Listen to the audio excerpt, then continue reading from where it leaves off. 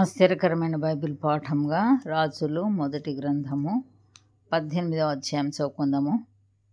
అనేక దినములైన తర్వాత 3వ సంవత్సరం మందు యెహోవాకు ఏలియాకు ప్రత్యక్షమై, నేను భూమి మీద వర్షం కురిపింపబోచున్నాను, నీవు వెళ్ళి ఆహాబును దర్శించుమని సెలవీయగా, ఆహాబును దర్శించుటకై ఏలియా వెళ్ళిపోయాను. షోమ్రోనులో ఘోరమైన క్షామం కలిగి ఉండగా ఆహాబు తన గృహ నిర్వాహకుడగు ఓబద్యాను పిలిపించెను.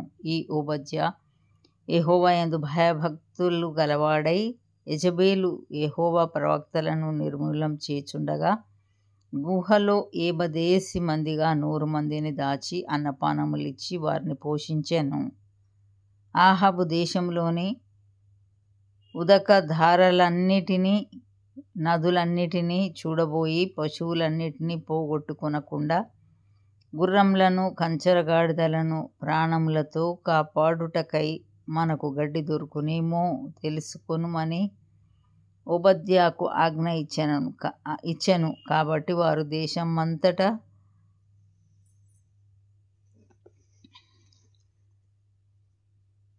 సంచరింపవలెనని చెరియొక పాలు తీసుకొని ఆహాబు ఒంటరిగా ఒక వైపునకును, ఓబద్యా ఒంటరిగా ఇంకొక వైపునకును వెళ్ళిరి. ఓబద్యా మార్గమున పోచుండగా ఏలియా అతనిని ఎదుర్కొనెను. ఓబద్యా ఇతని నెరిగి నమస్కారము చేసి, నా ఏలినవాడవైన ఏలియావు నీవే గదా అని అడగగా, అతడు నేనే అని చెప్పి, నీవు నీ ఏలిన వాని దగ్గరకు పోయి ఏలియా ఇచ్చట ఉన్నాడని తెలియచేయుమనెను. అందుకు ఓబద్యా, నేను చావవలెనని నీ దాసుడనైన నన్ను ఆహాబు చేతికి నీవు అప్పగింపనేలా?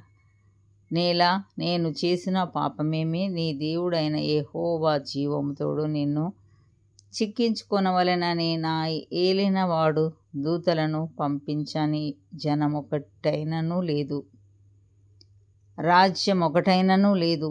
అతడు అక్కడ లేడనియు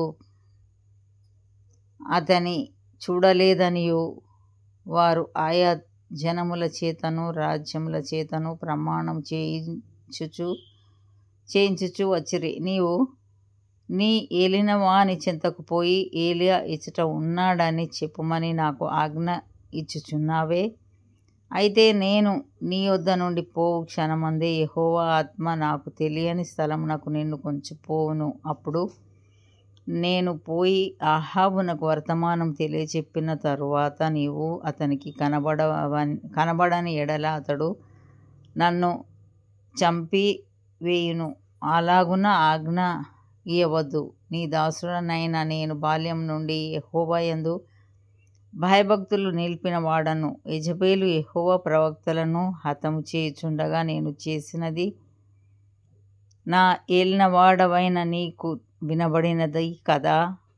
నేను యెహోవా ప్రవక్తలలో 100 మందిని గుహకు 70 మంది చొప్పున దాచి అన్నపానములిచ్చి వారిని పోషించి తిని. ఇప్పుడు ఆహాబు నన్ను చంపునట్లుగా నీ ఏలిన వాని దగ్గరకు పోయి ఏలియా అచ్చట ఉన్నాడని చెప్పుమని నీవు నాకు ఆజ్ఞ ఇచ్చుచున్నావే అని మనవి చేయగా, ఏలియా, ఎవని సన్నిధిని నేను నిలువబడి ఉన్నానో ఇశ్రాయేలు దేవుడైన ఆ యెహోవా జీవముతోడు నిజముగా ఈ దినమున నేను ఆహాబును దర్శించుదునని చెప్పుచున్నానెను.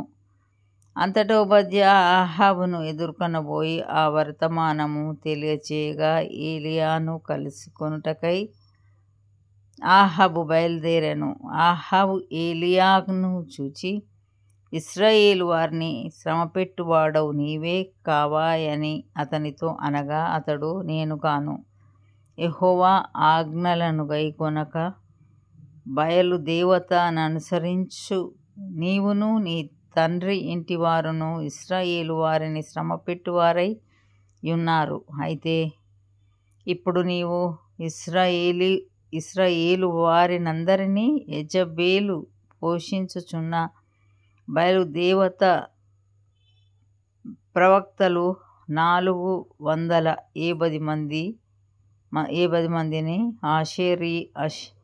ఆషేరాదేవి ప్రవక్తలైన 400 మందిని నా యుద్ధకు కర్మెలు పర్వతము నాకు పిలువనంపుమని చెప్పెను. అహాబు ఇశ్రాయేలు వారందరి యుద్ధకు దూతలను పంపి ప్రవక్తలను కర్మెలు పర్వతమునకు సమకూర్చెను. ఏలియా జనులందరి దగ్గరకు వచ్చి, ఎన్నాళ్ల మట్టుకు మీరు 2 తలంపుల మధ్య తడబడుచుందురు? యెహోవా దేవుడైతే ఆయనను అనుసరించుడి, బయలు దేవుడైతే వానిని అనుసరించుడని ప్రకటన చేయగా జనులు అతనికి ప్రత్యుత్తరముగా ఒక మాటైనను పలకకపోయిరి. అప్పుడు ఏలియా, యెహోవాకు ప్రవక్తలైన వారిలో నేను ఒకడనే శేషించి ఉన్నాను. అయితే బయలునకు ప్రవక్తలు 480 మంది ఉన్నారు. మాకు 2 ఎడ్లను ఇయ్యుడి. వారు వాటిలో ఒకదాని కోరుకొని దాని తునకలుగా చేసి క్రింద అగ్ని ఏమీయూ వేయకుండానే దానిని కట్టెల మీద ఉంచవలెను. 2వ ఎద్దును నేను సిద్ధం చేసి క్రింద అగ్ని ఏమీయూ వేయకుండానే దానిని కట్టెల మీద ఉంచుదును. తర్వాత మీరు మీ దేవత పేరును బట్టి ప్రార్థన చేయుడి. నేనైతే యెహోవా నామమును బట్టి ప్రార్థన చేయుదును. ఏ దేవుడు కట్టెలను తగులబెట్టుట చేత ప్రత్యుత్తరమిచ్చునో అయితే ఆయనే దేవుడని నిశ్చయించుదము. రండని ఏలియా మరలా జనులతో చెప్పగా జనులందరూ ఆ మాట మంచిదని ప్రత్యుత్తరమిచ్చిరి. అప్పుడు ఏలియా బయలు ప్రవక్తలను పిలిచి, మీరు అనేకులై ఉన్నారు గనుక మీరే మొదట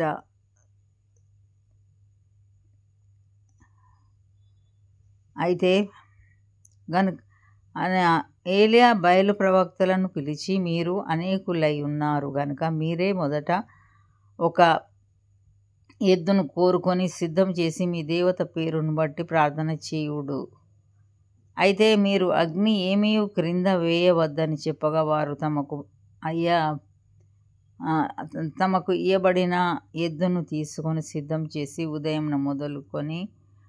మొదలుకొని మధ్యాహ్నం వరకు బయల మా ప్రార్థన వినుమని బయలు పేరును బట్టి ప్రార్థన చేసిరు. కానీ ఒక మాట అయినను ప్రత్యుత్తరం ఇచ్చువాడెవడునూ లేకపోగా వారు తాము చేసిన బలిపీఠం నొద్ద గంతులు వేయ మొదలుపెట్టిరి. మధ్యాహ్నము కాగా ఏలియా, వాడు దేవుడై ఉన్నాడు, పెద్ద కేకలు వేడి, వాడు ఒకవేళ ధ్యానము చేయుచున్నాడేమో, దూరముననున్నాడేమో, ప్రయాణము చేయుచున్నాడేమో, వాడు నిద్రపోవుచున్నాడేమో, మీరు ఒకవేళ లేపవలసి ఉన్నదేమో అని అపహాస్యం చేయగా వారు మరి గట్టిగా కేకలు వేయుచు రక్తము కారుమట్టుకు తమ మర్యాద చొప్పున కత్తులతోనూ శస్త్రములతోనూ తమ దేహములను కోసికొనుచుండిరి. ఈ ప్రకారము మధ్యాహ్నమైన తరువాత అస్తమయం నైవేద్యము అర్పించు సమయం వరకు వారు ప్రకటనము చేయుచు వచ్చిరి. గాని మాట అయినను ప్రత్యుత్తరమిచ్చు వాడైనను లక్ష్యం చేసిన వాడెవడైనను లేకపోయాను. అప్పుడు ఏలియా, నా దగ్గరకు రండని జనులందరితో చెప్పగా జనులందరూ అతని దగ్గరకు వచ్చిరి. అతడు క్రింద పడద్రోయబడి ఉన్న యెహోవా బలిపీఠమును బాగుచేసి యెహోవాకు ప్రత్యక్షమై, నీ నామము నీ నామం ఏలగునని వాగ్దానం నొందిన యాకోబు సంతతి గోత్రముల లెక్క చొప్పున 12 రాళ్లను తీసుకొని ఆ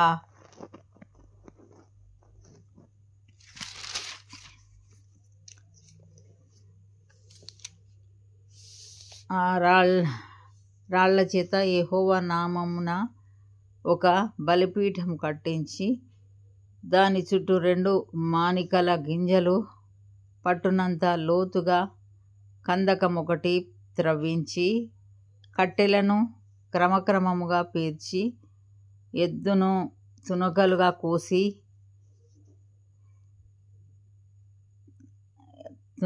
కోసి ఆ కట్టెల మీద ఉంచి జనులు చూచుచుండగా మీరు 4 తొట్ల నిండా నీళ్లు నింపి దహనబలి పశుమాంసము మీదను కట్టెల మీదను పోయుడని చెప్పెను. అది అయిన తరువాత 2వ మారు ఆ ప్రకారమే చేయుడని అతడు చెప్పగా వారు 2వ మారును అలాగు చేసిరి.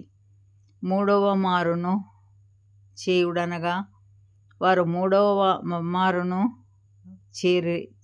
చేసిరి. అప్పుడు ఆ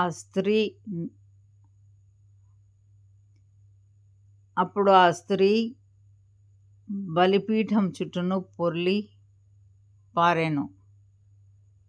అప్పుడు ఆ నీళ్లు బలిపీఠము చుట్టూను పొర్లిపారెను. మరియు అతడు కందకమును నీళ్లతో నింపెను. అస్తమయ నైవేద్యం అర్పించు సమయమున ప్రవక్తయగు ఏలియా దగ్గరకు వచ్చి ఇశ్రాయేలుల దేవా ఈలాగు ప్రార్థన చేశాను. యెహోవా, అబ్రహాము, ఇస్సాకు, ఇశ్రాయేలుల దేవా, ఇశ్రాయేలీయుల మధ్య నీవు దేవుడవై ఉన్నావనియు నేను నీ సేవకుడనై ఉన్నాననియు ఈ కార్యములన్నీయు నీ సెలవు చేత చేసితిననియు ఈ దినమున కనపరచుము. యెహోవా, నా ప్రార్థన ఆలకించుము. యెహోవానైనా నీవే దేవుడవై యున్నావనియు నీవు వారి హృదయములను నీ తట్టుకు తిరగచేయుదువనియు ఈ జనులకు తెలియనట్లుగా నా ప్రార్థన అంగీకరించుము. అతడు ఈలాగున ప్రార్థన చేయుచుండగా యెహోవా అగ్ని దిగి దహనబలి పశువును కట్టెలను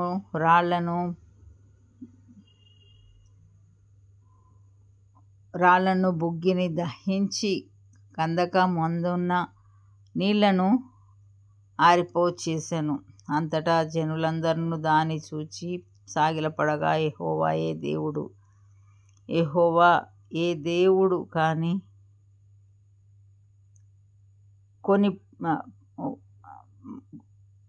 అప్పుడు ఏలియా ఒకరినైనా తప్పించుకొని పోనీయక బయలు ప్రవక్తలను పట్టుకొనుడని వారికి సెలవీయగా జనులు ఆ దాదిని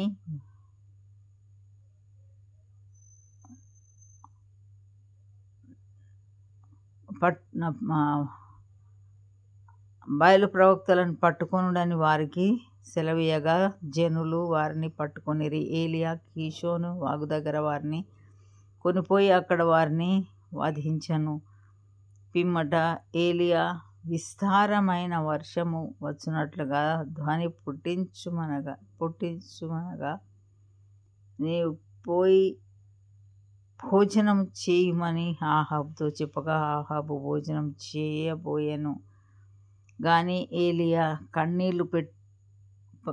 కర్మెలు పర్వతం మీదికి పోయి నేల మీద పడి ముఖము మోకాళ్ళ మధ్య ఉంచుకొనెను. తరువాత అతడు తన దాసుని పిలిచి, నీవు పైకి పోయి పైకి పోయి సముద్రం వైపు చూడుమనగా వాడు మెరక యొక్క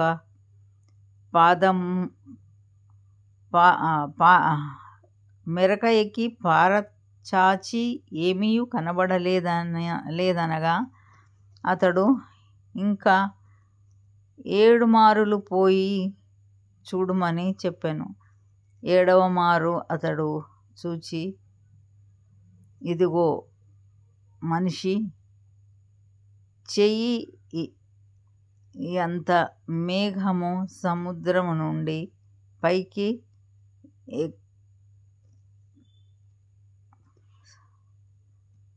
నీవు ఆహాబ్ దగ్గరకు పోయి నీవు వెళ్ళకుండా వర్షము నిన్ను ఆపకుండానట్లు నీ రథమును సిద్ధపరచుకొని పొమ్మని చెప్పుమని వానిని పంపాను. అంతలో ఆకాశము మేఘములతోనూ గాలి వానతోనూ కారు కమ్మెను. మోపైన వాన కురిసెను గనుక ఆహాబు రథమెక్కి యెజ్రెయేలునకు వెళ్ళిపోయాను. యెహోవా హస్తము ఏలీయాను బలపరచగా అతడు నడుము బిగించుకొని ఆహాబు కంటే ముందుగా పరిగెత్తికొని పోయి యెజ్రెయేలు గుమ్మము నొద్దకు వచ్చెను.